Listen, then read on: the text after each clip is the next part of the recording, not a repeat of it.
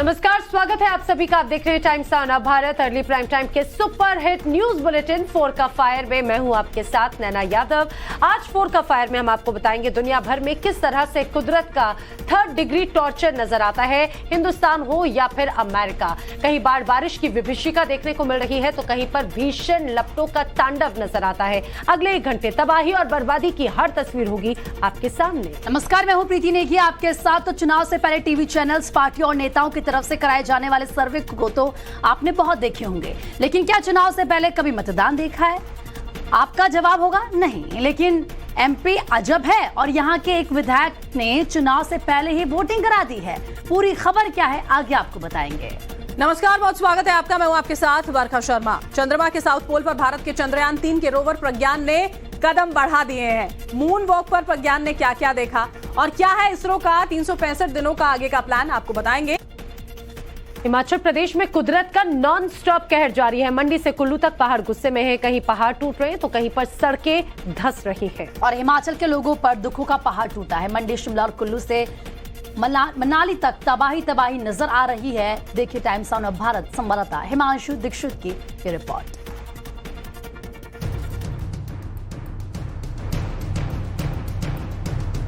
अपनों की खोने का दर्द क्या होता है, इस महिला की आंखों से छलकते आंसू उसी की तस्दीक है। हिमाचल में कुदरत ने ऐसी तबाही मचाई है कि चारों तरफ कोहराम मचा हुआ है। तस्वीरें हिमाचल की मंडी की हैं, जहां की खूबसूरत वादियों को कुदरत ने तहस नहस कर दिया है। आसमान से कयामत की बारिश हुई, फिर पहाड़ मौत बनकर टूटने लगे। दर्जनों मकान जमींदोज हो गए। हिमाचल में सैकड़ों लोगों की जानें जा चुकी हैं। कुल्लू रास्ते पर 2 मकान पहाड़ के नीचे दब गए। इस हादसे में 6 लोग अब भी लापता हैं। टाइम्स ऑन भारत उस जगह पर पहुंच चुका है जहां पर लोग बेहद परेशान हैं। लोगों को समझ में नहीं आ रहा है कि क्या किया जाए। इस वक्त हम मंडी से आगे पहुंच गए हैं। मंडी से आगे 4 मील और 6 मील का ये रास्ता है जहां पर सबसे ज्यादा तबाही की तस्वीरें देखने को मिली थी। और यहां से 1 किलोमीटर दूर वो जगह है जो पूरे देश ने देखी, जहां पर 2 मकान पहाड़ पर भरभरा कर गिर जाते हैं। 6 लोग लापता हैं, डेड बॉडी अभी तक नहीं पाई गई है। और पीछे आप देखिए, ये पूरा जो रास्ता है ये मनाली की तरफ जाता है, कुल्लू से आगे तक। यूं तो चंडीगढ़ से कुल्लू मार्ग भी कई जगह क्षतिग्रस्त है और कुल्लू से माफ कीजिएगा मंडी से आगे बढ़ते हुए ये जो कुल्लू की तरफ जाता है ये रास्ता भी कई जगह से क्षतिग्रस्त है। पैदल ही यहां पर आया जा सकता है। तो आप देखेंगे कि हम लोग अपनी गाड़ी से नहीं आए हैं। 4 से 5 किलोमीटर पैदल चलने के बाद इस जगह पर हम लोग यहां पर पहुंचे हैं। और पीछे जेसीबी की तरफ से कैसे काम यहां पर किया जा रहा है। ये पूरा रास्ता बैरिकेडिंग आप देखिए, ये पूरी तरह से ढह चुकी है, पूरा डैमेज हो चुका है। और ये बड़े बड़े पत्थर आप देखिए, अभी भी ये गीली मिट्टी यहां पर नजर आ रही है आपको। और ये बड़ा पत्थर जो बिल्कुल ठोस पत्थर जैसे कहा जाता है वो भी भरभरा कर यहां पर गिरा। और उसके बाद ये पूरा मलबा यहां से लेकर पिछले 1 किलोमीटर तक कुछ ऐसी तस्वीरें आपको नजर आएंगी। पूरी ऐसा ही मंजर आपको दिखाई देगा जो ये बताने को मजबूर करता है, ये समझाने को मजबूर करता है कि यहां पर कितना ज्यादा खतरा है। कुदरत का गुस्सा 7वें आसमान पर है। कुदरत के प्रचंड प्रहार से हिमाचल का कोना कोना कांप रहा है। पहाड़ तोड़ तबाही की ये तस्वीरें कुल्लू मार्ग की हैं। यहाँ कई किलोमीटर तक सड़कें तबाह हो चुकी हैं। कुछ लोग यहाँ पर जो यहाँ काम कर रहे हैं उन लोगों से भी हम बात करने की कोशिश करेंगे और ये जानेंगे कि आखिर कितनी परेशानी यहाँ पर लोगों को होती है, कितनी दिक्कत यहाँ पर होती है और स्थानीय लोग भी कितनी मेहनत से यहाँ पर काम कर रहे हैं। सर ये बताइए कि कितना वक्त लगेगा अभी इस रास्ते को यहाँ पर चालू कर देने में? अभी तो चालू सिंगल रहेगा, डबल के लिए अभी नहीं हो पाएगा। सिंगल ही रहेगा। अच्छा, कितनी जगह पर कितने किलोमीटर का ऐसा पैच है जो पूरी तरह से खराब हो गया है, जिसको आप लोग दिन रात बनाने में जुटे हुए हैं? हर जगह है। हमको 10 किलोमीटर है इधर, 10 किलोमीटर में हर जगह में ऐसे हो गया। और जो आप बता रहे थे यहाँ से 1 किलोमीटर किस तरह की घटना घटी है? जो 6 मील है। क्या हुआ है वहाँ? 7 मील में आदमी भी डेथ हो गया और ओड्राफ टीम भी लगा हुआ है। अभी भी मशीन अभी हमारा 2-3 है, अभी काम चल रहा है। तो एनडीआरएफ की टीम भी वहाँ पर मौजूद है, रेस्क्यू ऑपरेशन? हाँ, चल रहा है रेस्क्यू। अभी तक जो लापता लोग हैं उनकी तलाश अभी तक मतलब मिल नहीं पाए? नहीं मिला है।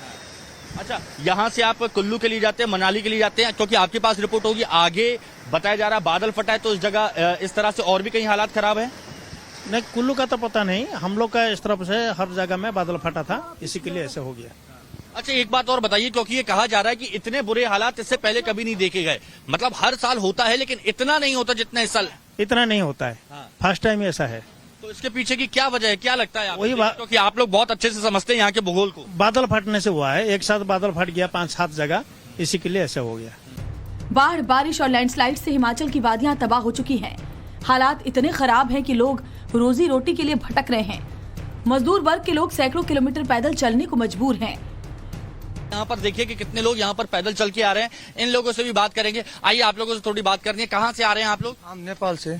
आप लोग नेपाल से आ रहे हैं। अभी कहाँ, कितनी दूर से पैदल चल के आ रहे हैं? इधर आ जाइए आप लोग। हम मंडी से पैदल मनाली जाने के लिए आए। मंडी से पैदल जाएंगे आप लोग मनाली? हाँ, लेकिन ऐसा ही रास्ता, ये तो रास्ता ऐसे भी जाना तो पड़ेगा। गाड़ी क्यों जाना है आपको मनाली? हम लेबर काम करते, खाना खुड़ा है नहीं भोग के, आज 2-3 दिन हो गए, इसीलिए मनाली जा रहे। 2-3 दिन से आप लोगों के खाने वाने की कोई कुछ व्यवस्था नहीं? व्यवस्था नहीं है।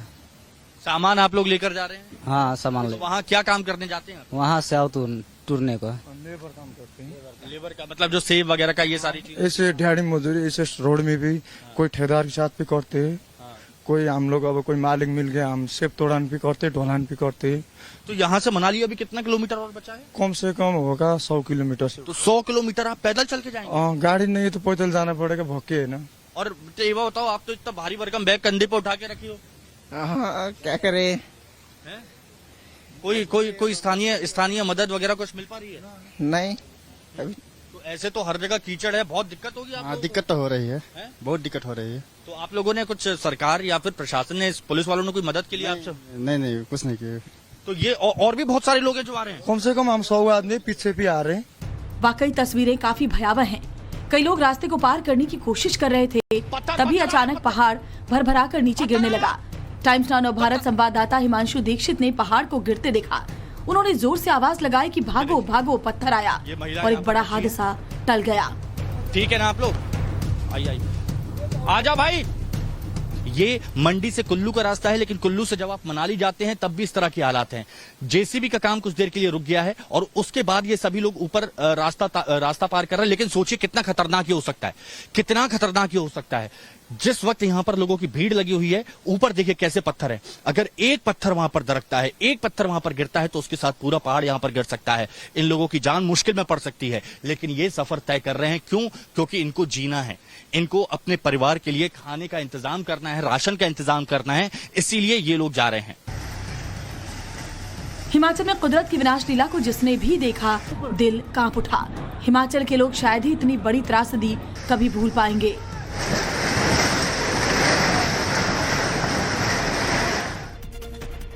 तो देखिए, अगस्त बीतने वाला है और किस तरह के हालात बने हुए हैं हिमाचल में लगातार आपको दिखा रहे हैं। लेकिन मॉनसून का अटैक कम नहीं हुआ है। हिमाचल में भारी बारिश का सिलसिला भी अभी तक लगातार जारी है। हिमाचल प्रदेश में पिछले 24 घंटों में कुदरत ने कहां तांडव मचाया, उसकी एक तस्वीर आपको दिखाएंगे हमारी इस एक्सक्लूसिव रिपोर्ट में।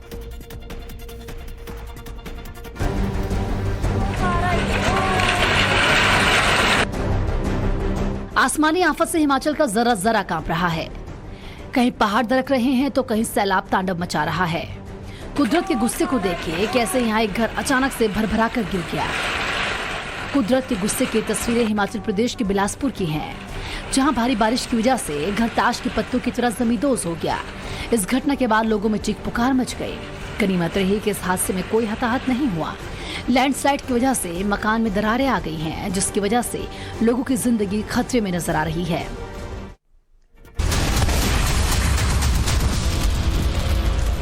ब्रेक के बाद एक बार फिर से आपका स्वागत है। मध्य प्रदेश की बात करेंगे। मध्य प्रदेश के कटनी जिले के विजय राघवगढ़ विधानसभा के मौजूदा विधायक संजय पाठक ने दरअसल ऐसा कर दिखाया है। उन्होंने चुनाव से पहले चुनाव कराने का फैसला लिया और उनका ये कहना है कि अगर 51% से कम वोट मिले तो फिर वो चुनाव नहीं लड़ेंगे। तस्वीरें हम आपको यहाँ पर दिखा रहे हैं। देखिए, कटनी से विधायक जी जो हैं वो आजमा रहे हैं। उनका ये कहना है कि अगर 51% से कम वोट मिलते हैं तो चुनाव ही नहीं लड़ेंगे। प्रधानमंत्री नरेंद्र मोदी हो चाहे अमित शाह हो, लगातार 51% वोट शेयर की बात कर रहे हैं, तो इसको इसी कवायद की तरह लिया जाए।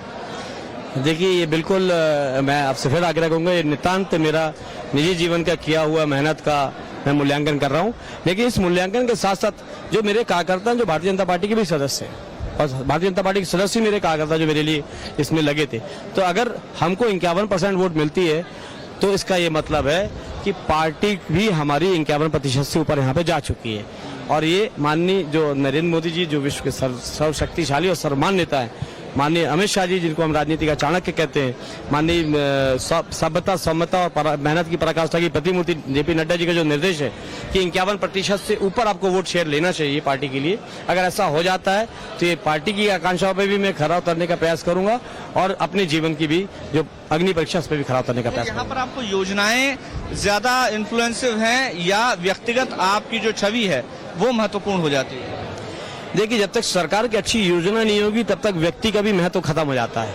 व्यक्ति कितना भी अच्छा हो, अगर शासकीय योजनाएं खराब हैं, सरकार खराब है, तो उस व्यक्ति की भी इमेज हमेशा खराब हो जाएगी। तो अगर भारतीय जनता पार्टी की अच्छी योजनाओं का लाभ है तो उसका लाभ भी मुझे मिलेगा, चाहे वो माननीय प्रधानमंत्री जी की योजनाओं का लाभ हो, चाहे मध्य प्रदेश शासन शिवराज जी की योजनाओं का लाभ हो, लाडली बहना का लाभ हो, प्रधानमंत्री आवास का लाभ हो, सरकार की योजनाओं का लाभ तो स्वयं में मुझे प्राप्त होगा ही, क्योंकि मैं भारतीय जनता पार्टी का ही अंश हूँ और भारतीय जनता पार्टी की सरकार के माध्यम से उसका विधायक बनकर यहाँ पे सेवा किया हूँ। तो जहाँ एक तरफ व्यक्तिगत सेवा किया है वहीं शासन की सुविधाओं का लाभ भी है।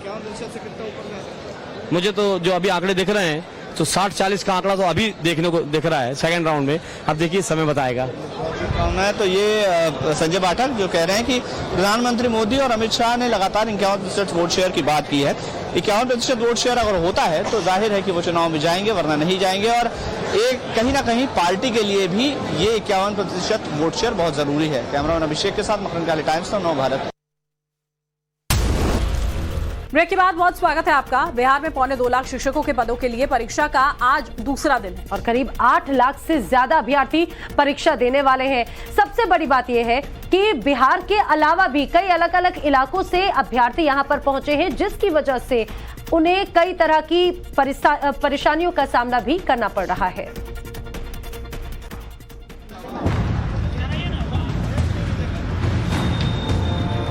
ये तस्वीरें राजधानी पटना की हैं। देखिए, जहां तक आपकी नजर जाएगी वहां तक आपको सिर्फ छात्रों की भीड़ ही नजर आएगी। हम आपको पटना की स्थिति दिखाएंगे, लेकिन उससे पहले इन तस्वीरों को देख लीजिए। ये तस्वीरें पटना से करीब 300 किलोमीटर दूर कटिहार की हैं और यहाँ स्टेशन पर जो लोग नजर आ रहे हैं वो यात्री नहीं बल्कि परीक्षार्थी हैं जो बीपीएससी की परीक्षा में भाग लेने आए हैं।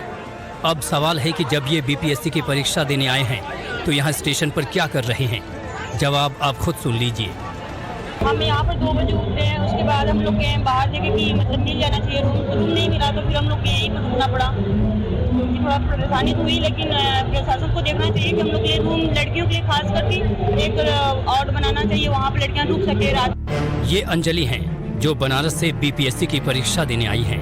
हम लोग इसमें 3 बजे आ गई थी, तो हम लोग होटल वगैरह देखे पर सारा होटल फुल था, तो हम लोग को बहुत प्रॉब्लम हुआ। तो फिर हम लोग रिटर्न यहाँ आए, रात से हम लोग यहीं हैं। जबकि ये लड़की आजमगढ़ से आई है।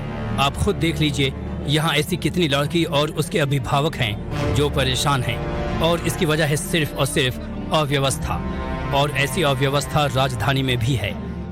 सड़क पर जाम की स्थिति है पूरी तरह से। तो देखिए, जहाँ भी आपकी नजर जाएगी यहाँ पर छात्र दिखेंगे जो कि यहाँ पर पहुँचे हैं एग्जामिनेशन के लिए। लड़कियाँ हैं, लड़के हैं, तमाम जो छात्र हैं उसकी तस्वीर आपको हम दिखा रहे हैं। और ये एक सेंटर का हाल है। इस तरह से पटना में कई सेंटर है और पूरे बिहार में बहुत से सेंटर बनाए गए हैं जिसपे एग्जामिनेशन जो है वो किया जा रहा है। बता दें कि बीपीएससी की ओर से 1,70,461 पदों पर शिक्षक नियुक्ति के लिए परीक्षा शुरू हो गई है। इस परीक्षा में करीब 8 लाख परीक्षार्थी हिस्सा ले रहे हैं। इसकी वजह से परीक्षार्थियों की ऐसी भीड़ लगी है जैसे मानो परीक्षा नहीं कुंभ का मेला लगा हो। बिहार में बेरोजगार युवाओं की अग्नि परीक्षा है। ये बिहार का भविष्य है, जिनका ठिकाना राज्य के अलग अलग स्टेशन बने हुए हैं। बिहार में शिक्षक भर्ती परीक्षा में कुंभ मेले की भीड़ जैसी है। तस्वीरें पटना स्टेशन की है, जहां पांव रखने की जगह नहीं है। टीचर भर्ती परीक्षा में शामिल होने के लिए बेरोजगार युवाओं का हुजूम उमड़ा है। यानी कि 26 अगस्त तक 2 पालियों में परीक्षा हो रही है। 1,70,000 पदों पर भर्ती के लिए बीपीएससी ने इम्तिहान का आयोजन किया है। प्रदेश के 850 केंद्रों पर यह परीक्षा हो रही है। इस परीक्षा में कुल 8,15,000 अभ्यर्थी शामिल हो रहे हैं, जिसमें बिहार के अलावा दूसरे राज्य के परीक्षार्थी भी शामिल हो रहे हैं। पटना में सबसे ज्यादा 80 परीक्षा सेंटर बनाए गए हैं, लिहाजा सबसे ज्यादा परीक्षार्थी भी यहीं जुट रहे हैं। परीक्षार्थियों का कहना है कि सरकार को मालूम है कि इतने ज्यादा छात्र जुटने वाले हैं, फिर भी सरकार की ओर से कोई इंतजाम नहीं किया गया है।